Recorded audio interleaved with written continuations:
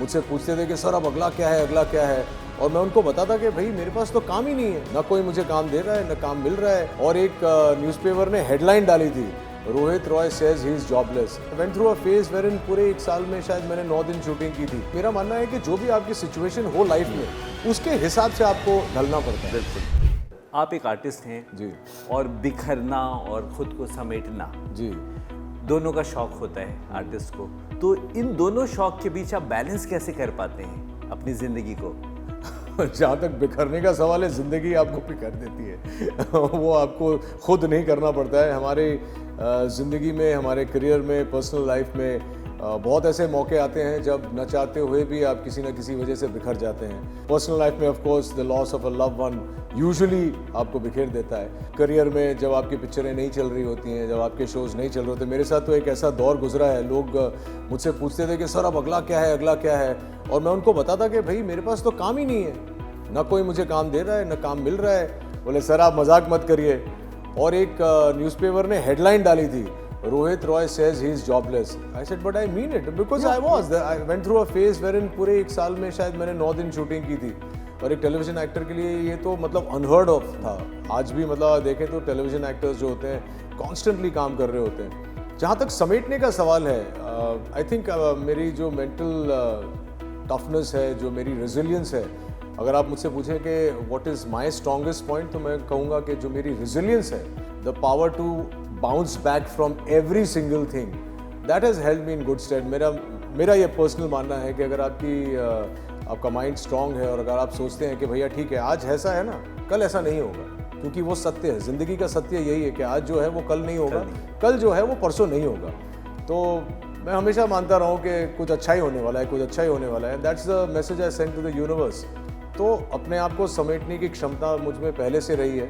मैं एक grade a student रहा हूँ, तो कहीं ना कहीं वो पढ़ाई भी, वो एजुकेशन, आजकल जब बात करते हैं लोग कहते हैं कि यार पढ़ाई क्यों करनी है, आप अगर एक्टर बनना चाहते हो तो हाँ ठीक है एक्टिंग कर लो। ऐसे नहीं, ठीक है अगर आपको एक्टिंग करनी है तो आप साथ साथ में ट्रेन करो, लेकिन वो जो 3 साल कॉलेज के और उसके बाद 1 आध साल स्ट्रगल के आपको जिस तरह से मंचता है, एक आदमी मंच जाता है, वो सिर्फ एजुकेशन के बारे में नहीं होता है। तो उस वजह से मुझे अपने आप को समेटने में कभी कोई दिक्कत नहीं हुई। और जो हमारी ऑडियंस में मिलेनियल्स, जेन जी और अल्फा हैं, उनके लिए बहुत ज़रूरी बात है, ये बातें वो अपने घर में अपने मम्मी पापा से सुनते हैं कि रेजिलियंस, एजुकेशन, ट्रेनिंग सब ज़रूरी है, बहुत ज़रूरी है। लेकिन आपके सामने जीता जागता उदाहरण है, एक इंस्पायरिंग और दिलचस्प कैरेक्टर है, इन्होंने उसको ज़िंदगी में आत्मसात किया है और he is gaining a lot out of it. So resilience और ट्रेनिंग बहुत ज़्यादा ज़रूरी है। हम लोगों ने देखा है, आप चाहे टेलीविज़न हो, वेब शोज़ हो, सिनेमा हो, बतौर एक्टर हो, बाद में अब आपकी शॉर्ट फिल्म आई जी जी राइस प्लेट जी,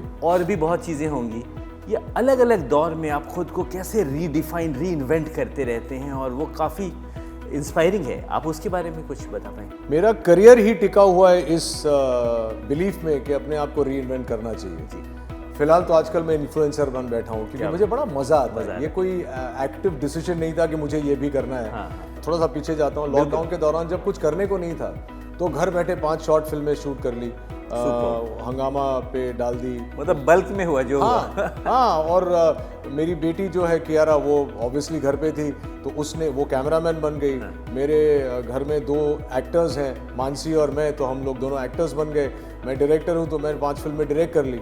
तो ऐसे देखते देखते 5 बहुत ही खूबसूरत शॉर्ट फिल्में बना ली, लोगों को भी बहुत पसंद आई। तो मेरा मानना है कि जो भी आपकी सिचुएशन हो लाइफ में, उसके हिसाब से आपको ढलना पड़ता है। बिल्कुल। इसे चाहे आप रीइन्वेंशन कहें, reinvention is the one thing that you have, it has to be a constant in your life. चाहे मैं एक्टर हूँ या होस्ट हूँ या डायरेक्टर हूँ या प्रोड्यूसर हूँ, उतनी ही शिद्दत से हर काम करता हूँ।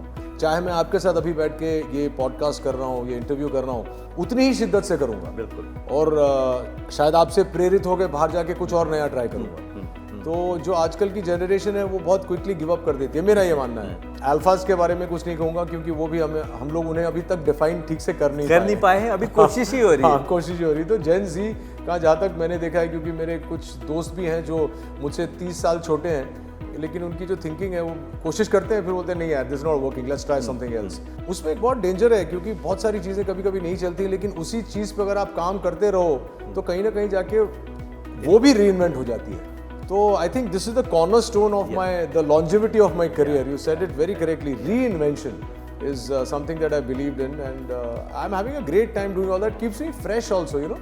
कि कभी ये कर लिया, मैं आपको बता रहा था कि मैं पॉडकास्ट भी कर रहा हूँ आजकल फिटनेस और हेल्थ और मेंटल वेलनेस पे, क्योंकि आज सब लोग आके बात करना चाहते हैं। मेरे शो पे ऐसे ऐसे लोग आए एक्टर्स जो बहुत, हमेशा हम लोग एक पर्दा रखते हैं कि कितना आपको बताना है कितना नहीं बताना है। They have actually come and broken down talking about, speaking about their mental health and all of that. So I think it's all part of this reinvention that I keep doing. Yeah.